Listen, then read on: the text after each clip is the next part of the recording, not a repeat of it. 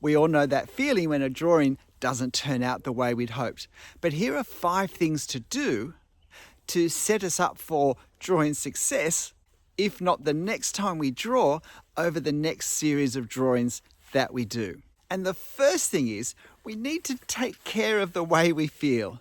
So if a disappointing drawing starts all sorts of unhelpful thoughts and comments about, I'm wasting my time, why am I bothering, this is hopeless, whatever, the first thing we need to do is to recognize that that's the response we're having and to deal with it as much as we can. And I think the most helpful thing is to remind ourselves, hey, I'm learning. I've started a process, and clearly I'm more at the start than the end. But this happens with everything. If I was learning to speak French or if I was learning to play the violin, it's always slowest and hardest at the start. If we have to push a car, it's always hardest at the start to get it going. Once we get some momentum happening, it becomes easier. And I do believe that learning anything and developing skills is like that. The momentum builds. And possibly we're just a bit closer at the start than we thought. And maybe it's a bit harder than we anticipated to learn to draw. But that doesn't at all say that we should stop. It just says I need to reevaluate my expectations for this process.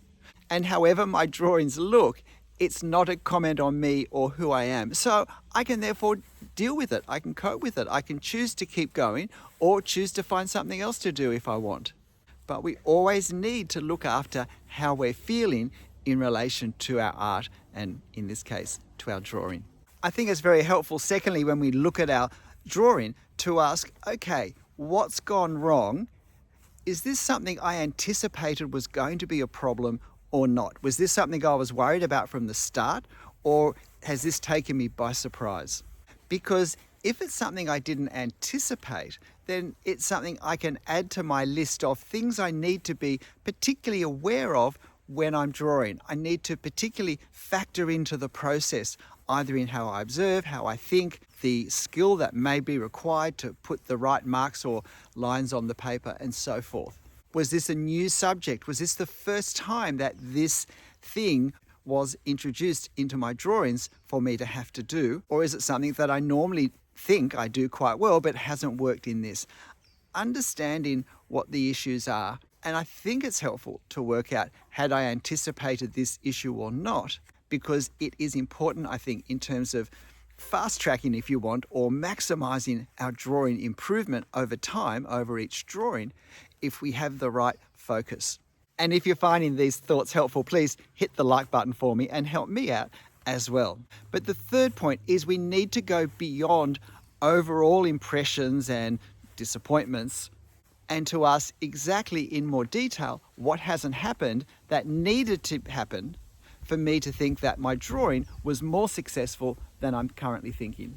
So, what are the problems? Are my perspective angles not right? Or is there something about the perspective that I can't work out, but I know my building doesn't look right in some way? Has an uphill or a downhill side street caused a problem with how I draw the building that's on it? Could it simply be the foliage doesn't look right? Does my ground look unnatural? Does my drawing look two-dimensional more than three-dimensional? Does it look a bit cartoon-like when I wanted more of a realism look to it? Or is it something a bit different to a visual error? Is it more the composition is weak? Or are my values not very interesting? Is there too much mid-tone of values with my hatching? Have I not captured the sense of light and the direction it's coming from and the effects it creates very well? The more specifically I can work out what's causing my dissatisfaction with this drawing, then the more specifically I can address these issues in my next drawing or series of drawings.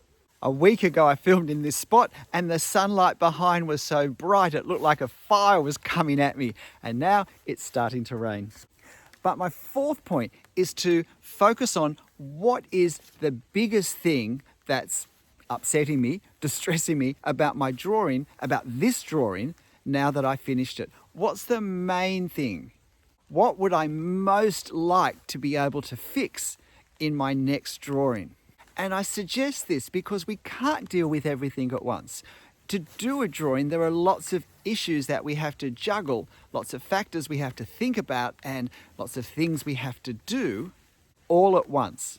And if too many of these things are present in the one drawing, then it can simply overwhelm us. It's not that we couldn't work out any one of them, but there's simply too many all at once. What we want when we choose a subject to draw and we work out the way we're going to draw it is to have most of the things that will be required within, in some degree, our comfort zone. We want to have a fair amount of our drawing that we can do comfortably and confidently, and then we have one or two areas that we're pushing ourselves quite explicitly, that we're focused on in that drawing, but we only have one or two of them. We're not having to juggle 20 factors at once, that our drawing success will depend on all of them. And this is the way most courses for any skill development, and this is the way courses for any learning area usually function. Reliance on a comfortable amount of things that we've learnt already, and then introducing new skills bit by bit. And as we become more comfortable with them, then a new skill further down the line is added. We're always learning and we're always pushing ourselves in our learning, but we never have to learn an overwhelming amount all at once. Sometimes our enthusiasm runs ahead of sound educational practice and process. Fifthly, what's going to make a difference between what I've drawn now and what in my mind I'm hoping to produce in my next drawing? Are there drawing skills that I need to develop that I haven't? Possibly, I'm just simply not able to draw straight lines long enough and straight enough for the drawing subjects I'm doing and the size I'm drawing them.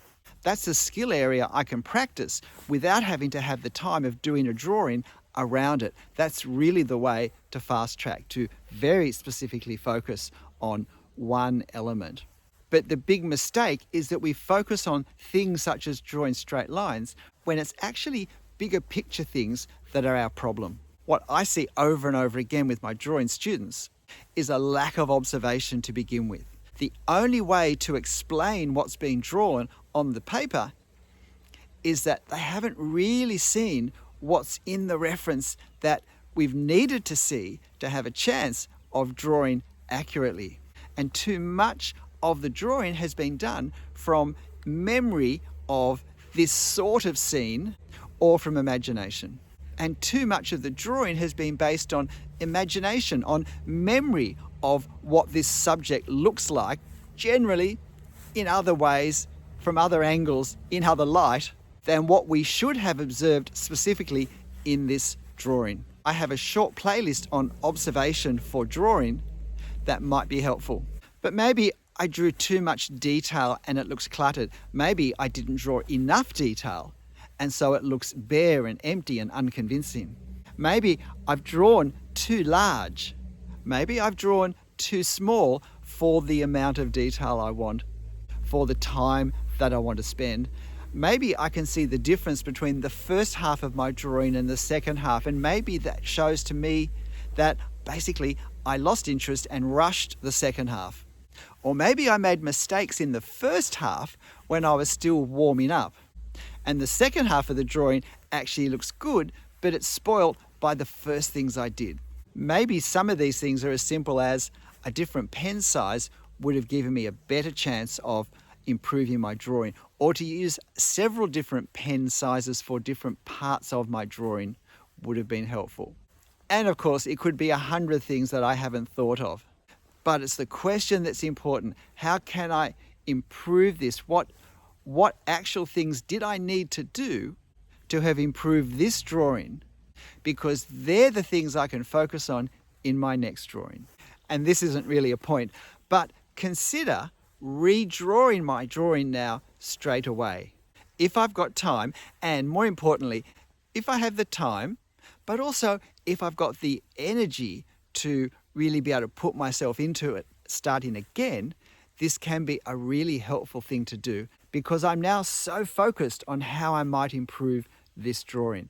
Or it might be that there were too many things in this drawing So I need to choose a different subject. I need to choose something that won't tax me in too many ways all at once. Sometimes simply cutting our reference in two and working on the part that caused the most problems can be helpful. And if when I've done this, it looks okay, why? What have I done differently that worked better? Critiquing is not just about finding things that don't work, it's also about finding things that do work, so that in the end, we can put more energy and time and develop more skill in those areas. Whatever our strengths are, we want to build on those. And because drawings with those will encourage us. And over time, this will let us see trends. This will let us see patterns. If we do this consistently, and it's probably worth having a notebook where we jot the main things down, the main problems, the main weaknesses, the main strengths as well, things that we resolve, I need to work on this or that. It's really worth putting them down in a small notebook because we think we'll remember them, but we just don't. That's in practice. Or we don't remember all of them. And if we see things written down, it can really sharpen our awareness and our resolve to work on those things. Otherwise, we can fall into the trap of drawing the things that we feel like we draw most successfully, and we never actually work on the issues that we need to work on to get the sorts of drawings that we really do want to have and that we feel are within us. G'day, I'm Stephen Travis. Look, I hope this has been helpful. Dealing with drawings that aren't looking the way we want them to do is, well, it's a natural part of our learning process, of any learning experience. Learning to deal with them in a way that doesn't leave us wondering whether we should be bothering at all or for some reason feeling bad about ourselves. But instead, learning to deal with them in a way that gives us focus and direction for improvement that ends up actually speeding up our learning improvement, our development, is not just helpful, it's not just nice, but I think it's essential. While I often caution against impatience in trying to get to where we imagine our drawing's going to take us, equally, we never want to be wandering around getting lost in the same mistakes over and over again. If a sharper focus and just a few minutes work after each drawing will help get us out of that place and moving in the right direction faster than we would have if we hadn't tried to work out what we could do. So I hope this has been helpful. And if you do anything after you've finished a drawing that I haven't mentioned or you think is helpful for others to know, please put it in the comments. We're all on this journey together. But hey, whatever you're drawing, however it turns out, whatever you do with the drawing afterwards, make sure you have fun. I'll see you next time. Bye.